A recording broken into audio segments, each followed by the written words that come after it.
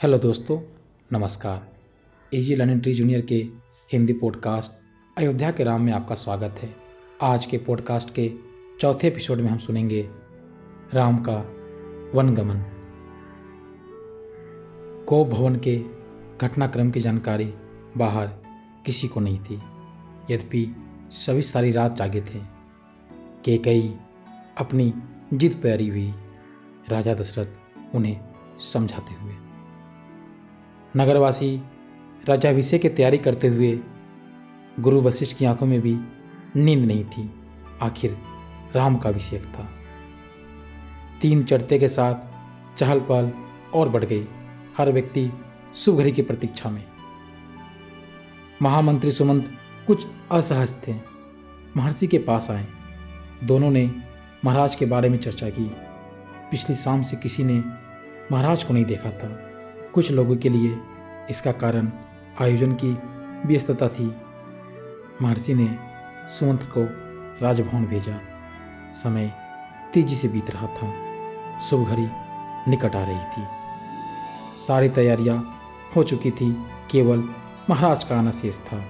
सुमंत तत्काल राजभवन पहुंचे। कैकेयी के महल की सीढ़ियां चढ़ते हुए सुमंत को एक अनजान डर ने घेर लिया। अंदर पहुंचे, देखा कि महाराज पलंग पे पड़े हैं, बीमार, दीनहीन। सुमंत का मन भागते हुए कैकेयी ने कहा, चिंता की कोई बात नहीं है मंत्रीवर। महाराज राज्याभिषेक के उत्साह में रात भर जागे हैं।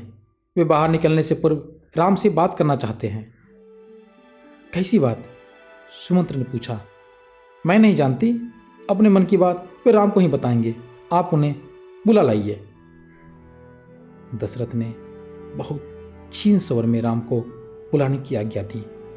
सुमंत के मन में कई तरह की आशंकाएं थीं, पर वे उन्हें टालते रहे। राम के निवास के बाहर भारी भीड़ थी। लक्ष्मण भी वहाँ थे। भवन को सजाया गया था। उसकी चमक दमक देखने योग्य थी। सुमंत को देखकर कोलाहल बढ़ गया।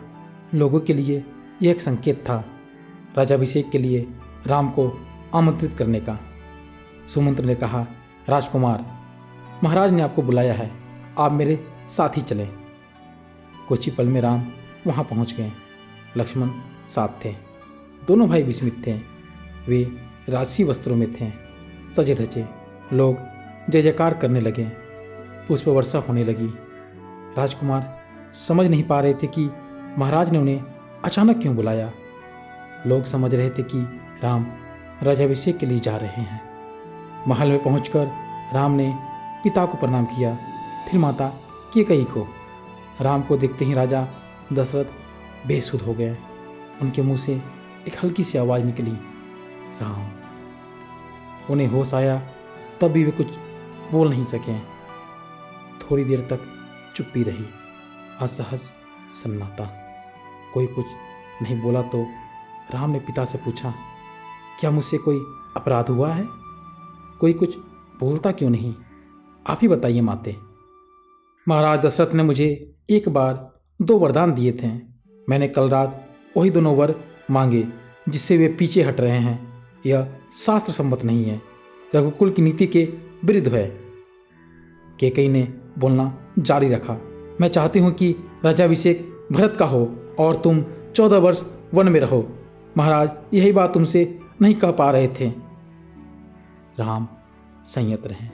उन्होंने दृढ़ता से कहा, पिता का वचन अवश्य पूरा होगा। भरत को राजगद्दी दी जाएगी। मैं आजीवन चला जाऊंगा। राम की शांत और सधी हुई वाणी सुनकर कैकेयी के चेहरे पर प्रसन्नता छा गई। उनकी मनोकामना पूर्ण हुई।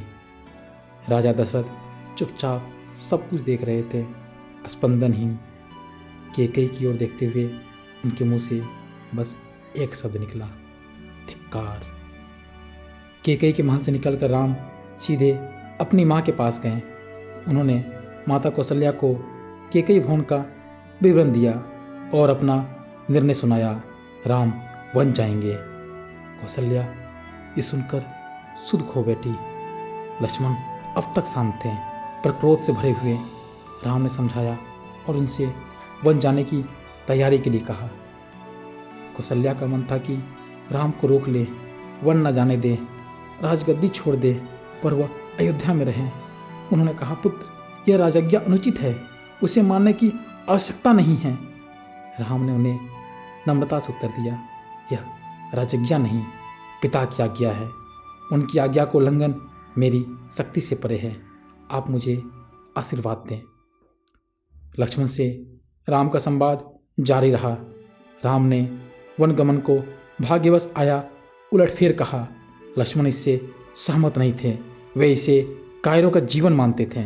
उन्होंने राम से कहा, आप बाहुबल से अयोध्या का राज सिंहासन छीन लें, देखता हूं कौन विरोध करता है। अधर्म का सिंहासन मुझे नहीं चाहिए, मैं बन जाऊंगा। मेरे लिए तो जैसा राज सिंहासन वैसा ही बन। कौशल्या ने स्वयं को संभाला, उठी और राम को गले लगा लिया। वे राम के साथ वन जाना चाहती थी। राम ने मना कर दिया, कहा कि वृद्ध पिता को आपके सहारे की अधिक आवश्यकता है। कौशल्या ने राम को विदा करते हुए कहा, जाओ पुत्र, दसों दिशाएं तुम्हारे लिए मंगलकारी हो, मैं तुम्हारे लौटने तक जीवित रहूंगी। कौशल्या भवन से निकलकर राम सीता के पास गए, सारा हाल बताया, विदा मांगी, माता पिता की आयु का उल्लेख किया, उनकी सेवा करने का आग्रह किया। कहा, प्रिय, तुम निराश मत होना, 14 वर्ष के बाद हम फिर मिलेंगे। राम के वनगमन का समाचार तब तक सीता के पास नहीं पहुंचा था। राम को देखकर कुछ आशंका हुई, अनिष्ट की। राम ने विदा मांगी तो सीता व्याकुल हो गई, क्रोधित भी हुई, निर्णय पर प्रतिवाद किया। राम नहीं माने तो सीता ने उनके साथ जंगल जाने का प्रस्ताव रखा। सीता ने कहा, मेरे पिता का आदेश है कि मैं छाया की तरह हमेशा आपके साथ रहूं। अंततः राम को उनकी बात माननी पड़ी। तभी लक्ष्मण भी वहां आ गए, वह भी साथ जाने को तैयार थे। राम ने उन्हें इसकी स्वीकृति दे दी, शीघ्र तैयारी करने को कहा। राम चाहते थे कि सीता वन न जाए, अयोध्या में रहे, लेकिन वे इसकी अनुमति दे चुके थे।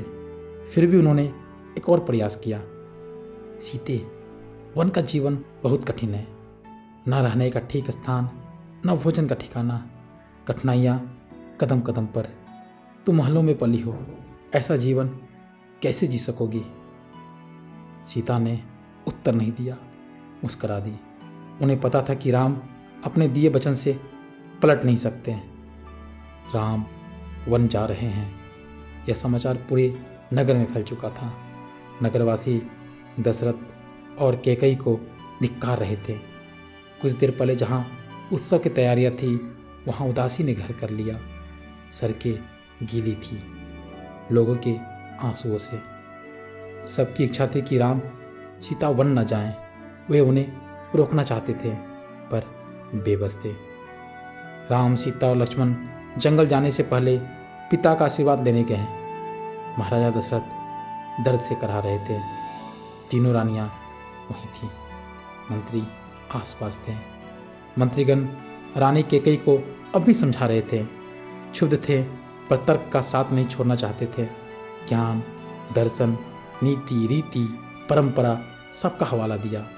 कैकेयी अड़ी रही। राम ने कक्ष में प्रवेश किया तो दशरथ में जीवन का संचार हुआ। वे उठकर बैठ गए। उन्होंने कहा, पुत्र, मेरी मति मारी गई। मैं वचनबद्ध हूँ, ऐसा निर्णय करने के लिए विवश हूँ, पर तुम्हारे ऊपर कोई बंधन नहीं है। मुझे बंदी बना लो और राज संभालो। ये राज सिंहासन तुम्हारा है, केवल तुम्हारा। पिता के वचनों ने राम को झकझोर दिया। वे दुखी हो गए, पर उन्होंने नीति का साथ नहीं छोड़ा। कहा, आंतरिक पीड़ा आपको ऐसा कहने पर विवश कर रही है। मुझे राज का लोभ नहीं है, मैं ऐसा नहीं कर सकता। आप हमें आशीर्वाद देकर विदा करें। विदाई का दुख सहन करना कठिन है, इसे और न बढ़ाइए। इसी बीच रानी कैकेयी ने राम, लक्ष्मण और सीता को वल्कल वस्त्र दिए। राम ने राजसी वस्त्र उतार दिए, तपस्वियों के वस्त्र पहने। सीता को तपस्विनी के वेश में देखना सबसे अधिक दुखदायी था। महर्षि वशिष्ठ अब तक शांत थे। उन्हें क्रोध आ गया। उन्होंने कहा, सीता वन जाएगी तो सब अयोध्यावासी उसके साथ जाएंगे। भरत शून्य अयोध्या पर राज करेंगे। यहाँ कोई नहीं होगा, पशु पक्षी भी नहीं। एक बार फिर राम ने सबसे अनुमति मांगी। आगे आगे राम, उनके पीछे सीता और उनके पीछे लक्ष्मण। महल के ठीक बाहर मंत्री सुमंत्र रथ लेकर खड़े थे। रथ पर चढ़कर राम ने कहा, महामंत्री रथ तेज चलाएं, नगरवासी रथ के पीछे दौड़े। राजा दशरथ और माता कौशल्या भी पीछे पीछे गए। सब रो रहे थे, सबकी आंखों में आंसू थे। पुरुष, महिलाएं, बूढ़े, जवान, बच्चे मीलों तक नंगे पांव दौड़ते रहे। राम ये दृश्य देखकर विचलित हो गए, भावुक भी। उनसे देखा नहीं जा रहा था। उन्होंने सुमंत्र से रथ को और गति से हाँकने को कहा ताकि लोग हार जाएं, थक कर पीछे छूट जाएं, घर लौट जाएं। राजा दशरथ लगातार रथ की दिशा में नजरें गड़ाए रहें, खड़े रहें जब तक रथ आंखों से ओझल नहीं हो गया। रथ दिखना बंद हुआ तो वे धरती पर गिर पड़े। रथ दिन भर दौड़ता रहा। वन अभी दूर था। तमसा नदी के तट तक पहुंचते पहुंचते शाम हो गई। वनवासियों ने रात वहीं बिताई। अगली सुबह वे दक्षिण दिशा की ओर चले। हरे भरे खेतों के बीच से गोमती नदी पार कर राम और सीता और लक्ष्मण सई नदी के तट पे पहुंचे। महाराजा दशरथ के राज्य की सीमा वहीं समाप्त होती थी। राम ने मुड़कर अपनी जन्मभूमि को देखा, उसे प्रणाम किया और कहा, हे जननी, अब 14 वर्ष बाद ही तुम्हारे दर्शन कर सकूंगा। शाम होते होते वे गंगा के किनारे पहुंच गए। सिंगवेरपुर गांव में निषाद राज गुह ने उनका स्वागत किया। राम ने रात वहीं विश्राम किया।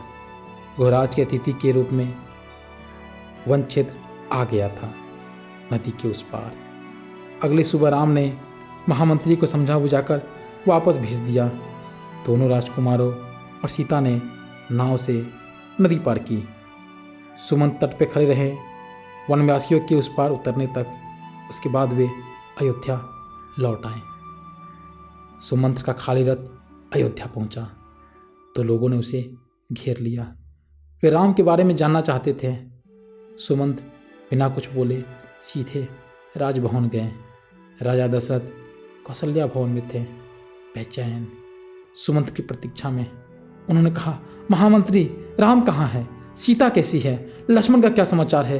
वे कहाँ रहते हैं? क्या खाते हैं? सुमंत्र की आंखों में आंसू थे। उन्होंने एक एक कर महाराज के सभी प्रश्नों का उत्तर दिया। सुमंत्र को पता था कि दशरथ को इन उत्तरों से संतोष नहीं होगा।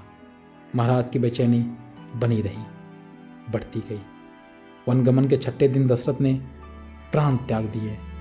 राम का वियोग उनसे सहा नहीं गया। दूसरे दिन महर्षि वशिष्ठ ने मंत्रिपरिषद से चर्चा की। सबकी राय थी कि राजगद्दी खाली नहीं रहनी चाहिए।